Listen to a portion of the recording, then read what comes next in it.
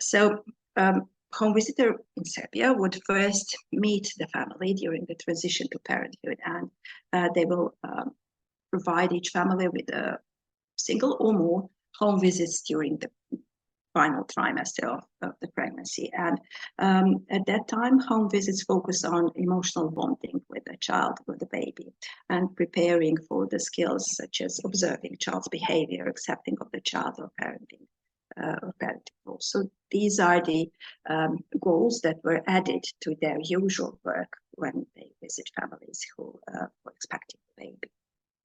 And in these visits, home visitor would often use a doll that would represent a baby during interaction between a home visitor and the parent. And they actually provide family with an activity that will motivate parents, for example, to imagine the baby or to notice baby's different reactions or behaviors during the day, and to try to give them some kind of a meaning. We call this baby language dictionary, and it started prenatally and was one of the most important activities during the first year of life to support parents being aware of the ways that the child communicates even before he or she can use words. The doll, the model of a baby, was used, or actually is used, to model positions, for example, for talking with the baby. So how to take a baby and hold it so that you could provide the baby with the experience of face-to-face and eye-to-eye contact and face-to-face interaction, while also creating a safe and nurturing, warm environment for the child during that interaction. They would also, so home visitors would also talk to parents about the importance of face-to-face and interaction and eye-to-eye contact with the baby.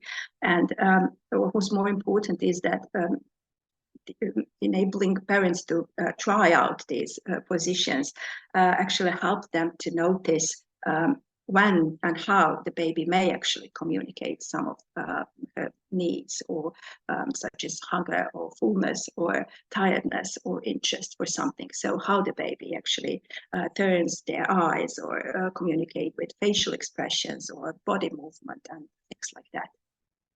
And even during these periods, we sort of encourage home visitors to introduce something that we call games with the baby.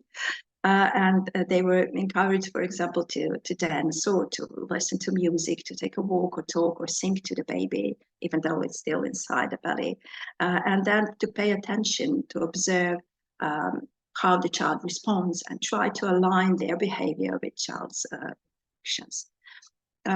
So this is how these visits currently look like. So they do talk about the necessity of healthy nutrition, providing network of support to parents expecting a baby, how to prepare for the childbirth, how to prepare for the breastfeeding and things like that. So we do nurture all the other things that are maybe more obviously related to health.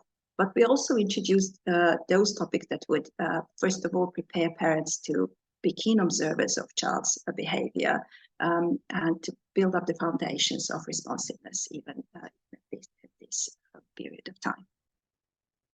During the first days following the birth of a child, home visitors would visit each family for at least 5 times during that first month. So more often in a few days following the birth, and then the rest of the visits would happen during the first month of the child's life.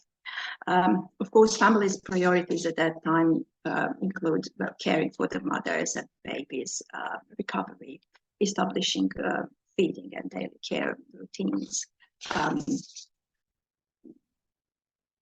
But the Playful Parenting program would actually, at this point, also emphasize emotional bonding, skills in observing actual baby's behavior now, accepting the child, so learning about what does it mean to take care of the child, aligned with the other family priorities.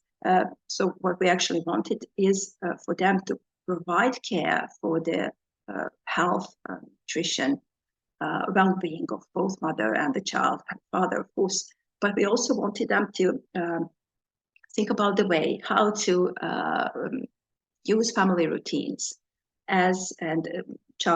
taking care of the child routines as an opportunity to learn about babies' needs, skills, and characteristics, and how to encourage development even through interactions in these very first few days of baby's life. So, for example, a home visitor would introduce something that we call the special time with the baby.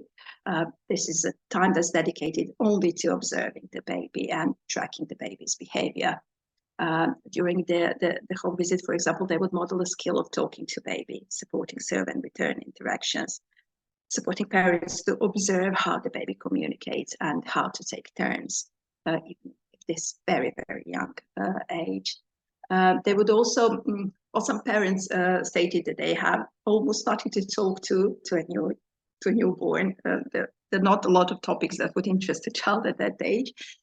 So home visitors would actually create a list of topics that they could use to talk to baby during their everyday routines, because these words will soon enough be very important words for a child to understand the world around him or her and to understand what's actually happening with her, involving her.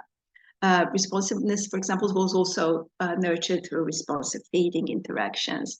And in the final visit at this age, the preparation for the reading with the baby was introduced.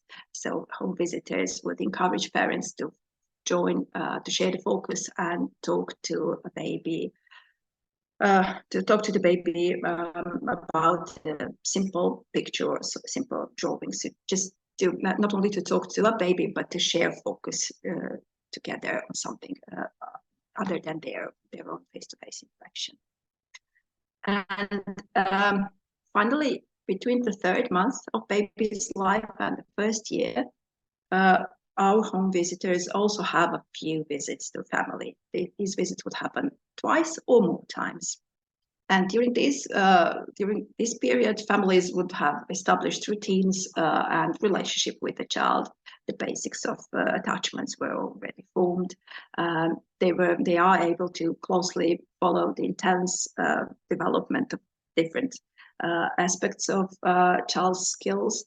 And family priorities now include transforming to non-milk feeding or creating stimulative environment so creating opportunities for a child to learn.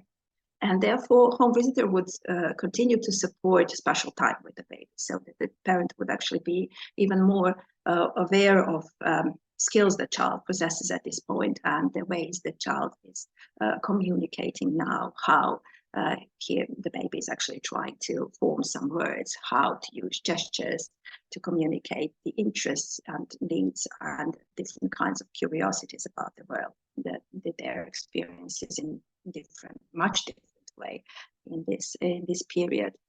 They would also continue supporting talking to the baby, adding to those lists of words that the child can hear during the everyday routines of a family. But they would also dedicate their time during the home visits to introduce reading with the child, so actively involving the child in reading sessions,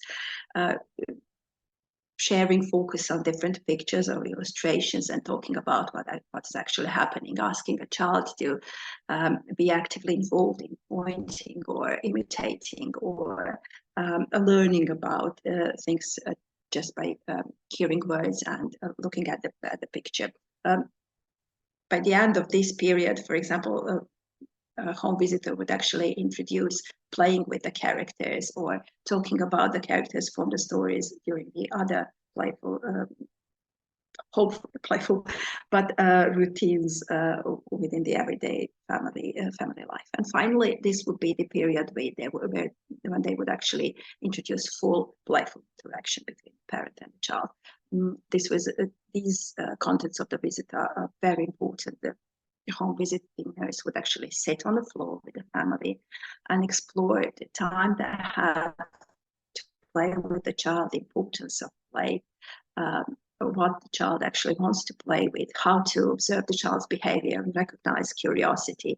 In some families, home visitor would actually offer some sort of topics or introduce some playful interactions.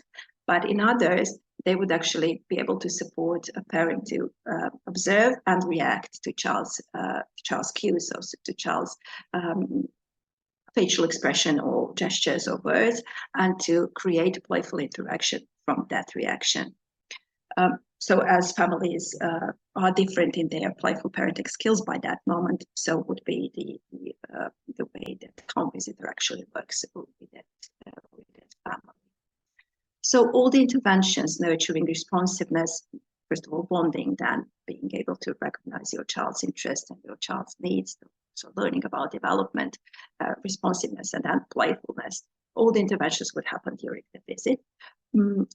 Home visitors would actually be very actively engaged in activities and interactions between the parent and the child. So both talking during the routines, playing in routines, introducing playful interactions, reading with the child. But they will continuously actually support responsive interaction and several interactions during these activities.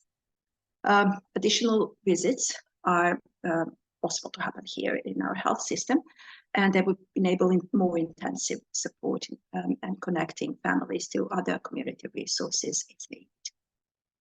And our home visitors also actively use telehealth resources, especially, for example, joint video analysis, to provide continuous and intensive support if needed, and to share these different kinds of playful interactions with the family. So what happened is that actually a lot of parents were more than willing to share their videos of playing with the child and then engaging in very active analysis of what happens during that playful interaction and how they could support their child's learning to play even more. Additional knowledge and skills were offered through parenting schools that also happen within the primarily happened during the within the health system, but more and more on some level service places, whole other stories.